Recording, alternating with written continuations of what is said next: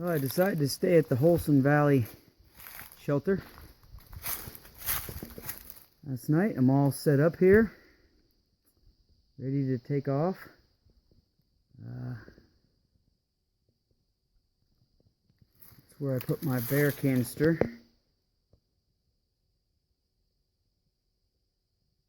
For the night. So, should be a good day. Well, it was a pretty good night in the shelter. It was first night I've ever actually stayed in a shelter, and it was great. There was no one there. The floor was perfectly level, and I just didn't have to set up my tent, so that was kind of nice. It was a little chillier. I think you get more of a breeze through there than than you would in your tent maybe. But anyway, it was great. Sometimes I've heard some nightmare stories of mice, running all over you and trying to get into your pack and whatever, but there was nothing, and I didn't really even hear a rustle all night from anything. Probably because people don't stay here very often. I guess on the AT, on the Appalachian Trail,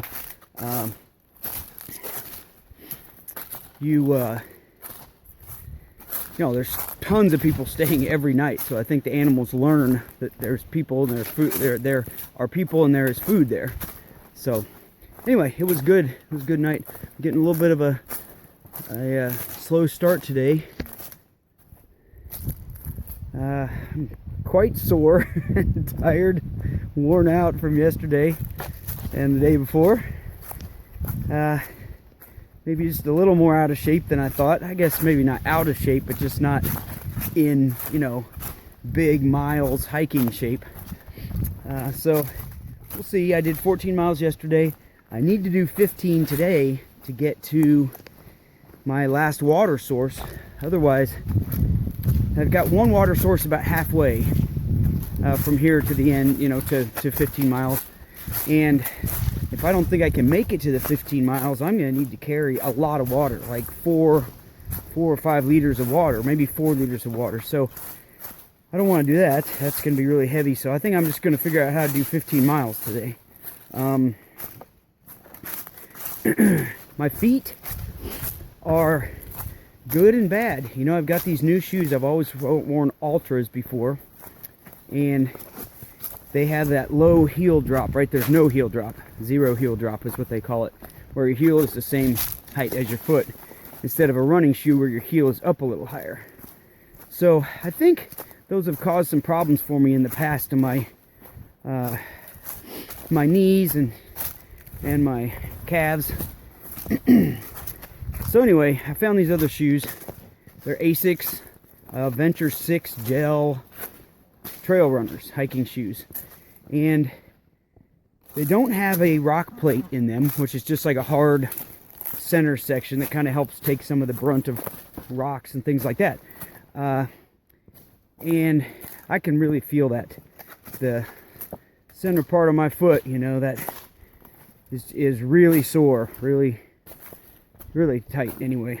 But on the upside, I have not a single blister. I mean, it's the first time I've ever hiked, 16 miles is how far I've hiked so far in total. First time I've ever hiked 16 miles and not gotten a blister, or hiked 14 miles at one time like I did yesterday and not gotten a blister. So that's pretty awesome. We'll see if that holds out to the end of today. I'm sure I'll end up with blisters eventually. So anyway, what else? I guess that's about it. I'm gonna just try to hope and pray that today's trail is a little easier. I don't think it's gonna be easier hike, but just easier to stay on, easier to find. I really did waste a lot of time yesterday, even though I said I only hiked 14 miles. I mean, I probably hiked 15 or 16 just walking around looking for things, trying to find the trail, backtracking, things like that. And it just wastes so much time and energy. And if I could just stay on a nice trail and just cruise straight ahead all day today without really having to stop much, I think I can make 15 miles easy. So we will find out, won't we? Nice brisk morning so far. Like I said, Gotten started maybe about 45 minutes later than I did yesterday. But, you know, if I can... I got into camp so early yesterday. I went to bed so early. Just fell asleep in the middle of the day and just slept most of the night. So I've got an extra 45 minutes or hour or two on the end of the day today that I can hike. So I think I'll be good. Talk to you soon. I'm frustrated right now. I was hoping this day would go a little bit easier, but man, this trail is not marked well at all. You know, first of all, there just aren't enough people out here to really keep it down where you can see the trail well. So it's not always easy to know where the trail is. There's so many rocks. Sometimes you're just traipsing up right up through the rocks. The problem is they don't have it marked well with the blue blazes, and that's the easy part. You know, they just did a good job. If somebody just did a good job, I mean, there are blazes out here. You know, here's one right here. Right, there's a blaze right there, but they're just not marked properly. And so what happens is you get to like a switchback, a corner or something like that, and there's a proper way to mark. You know, you instead of just one blaze like that, you put two blazes, and you put one higher than the other, right next to each other, but one a little bit higher. And whichever one's higher, that's the way you're supposed to turn. So it helps you to look and go, okay, well, I know I'm supposed to go that way, even though I don't see much of a trail. So let me search right over there. Well, first of all, whoever's marked these doesn't really know that. And that's the biggest issue, I guess. They have some of them marked kind of like I just said. But sometimes the markings are backwards. So you turn the way you think you're supposed to turn and you're wrong. And then, you know, you figure it out 15 minutes later. Or more often is the case, somebody is taken to putting two blazes slanted, like slanted up in one direction or the other. And, you know, first of all, that's confusing. I mean, it's not something that anybody's used to. Second of all, they don't have a rhyme or reason to them. So you think that, you know, slanting up, like the first several I saw were slanting up in the direction you were supposed to turn. Now all of a sudden they're slanting any old direction. So I just spent 30 minutes trying to figure out what direction to go. Look in the wrong direction because those were wrong. And see, here's a good example right here. Here they are,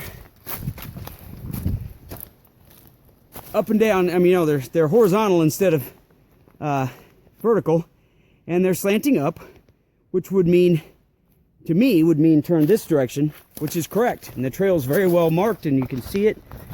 And so that's all great.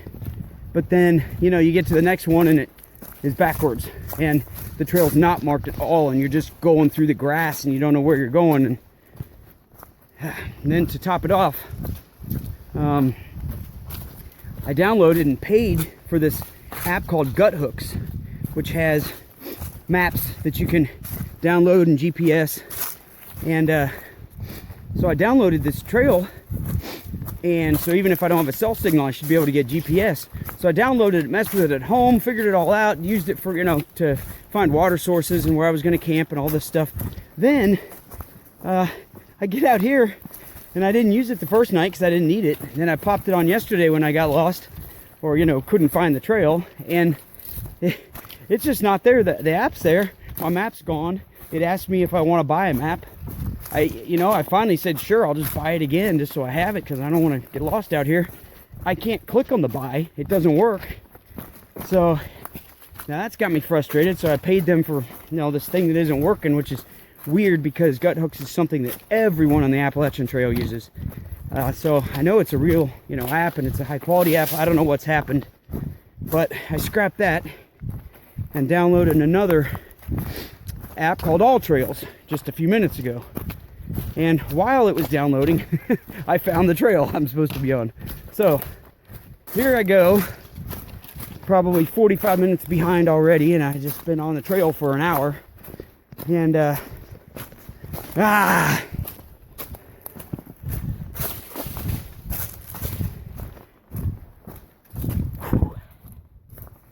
just need to get back into the fact that I'm in nature and having a good time. Talk to you in 5 minutes when I get lost again. Here's an example of a blaze the way it's supposed to be. So obviously they have an arrow above it too, which is odd, but yeah, two blazes next to each other. One's up higher, and so you know you need to turn left, and of course there's the trail going to the left. So that's perfect. If they could just be consistent, then you know what was going on. Of course, as I said before, like on this one, you don't really need it. The trail is perfectly obvious, but oftentimes it's not. Also, I wanted to just quickly mention, I said I downloaded that All Trails app, and it's awesome. I went to a map and turned my phone off and just used the GPS, and it just kept me right on trail. So because after I had spent all that time back there was actually another switchback that was a little confusing, and it just showed me exactly where I needed to go. So fantastic. Hopefully I can use that. I'm not sure though, since I haven't paid for it. Once I don't have a cell connection, I'm not sure I'll be able to load the map in the first place for the GPS to work, but we'll see. When I get to camp tonight, I might try to buy that app just so I have it, because this trail is not marked well enough for me to be on it without anything.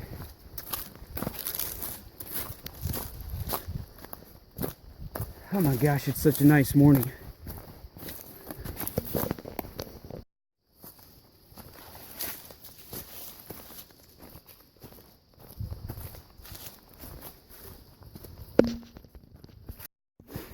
Yeah, it looks like I'm here at the spring. So, no horses allowed. So I guess I have to leave my horse here.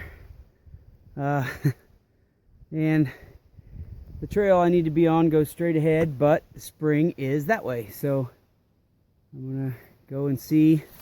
I don't know how far it is. This is actually a loop trail, it says. So I think it's a couple miles to do the loop, but I do not intend to do the loop. I just intend to find the spring and get some water. So we'll see how far it is. Okay, so this wasn't bad. This is maybe just 300 feet up the hill.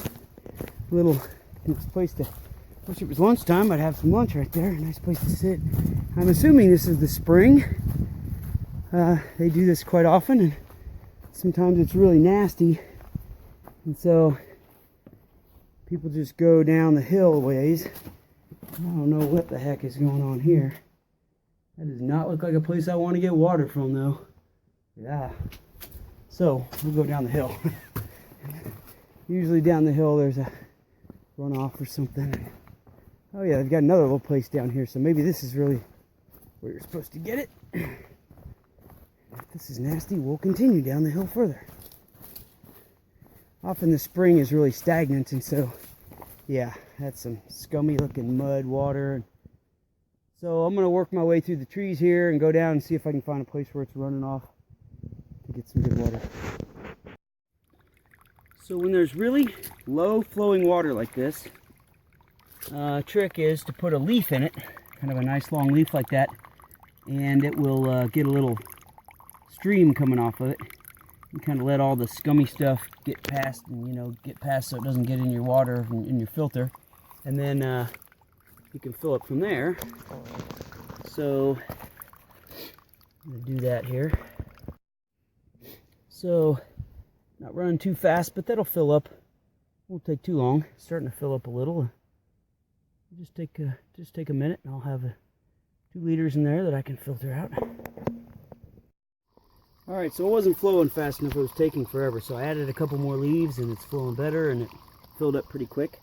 So now all I need to do, I just put the filter on the bottle, on the bladder, and then I just turn it upside down and hold it over my water bottle, and it'll start filling up. You can see that there. And if I want to go faster, I can squeeze it a little bit, and, So I'm going to fill up all my bottles and get ready to get going.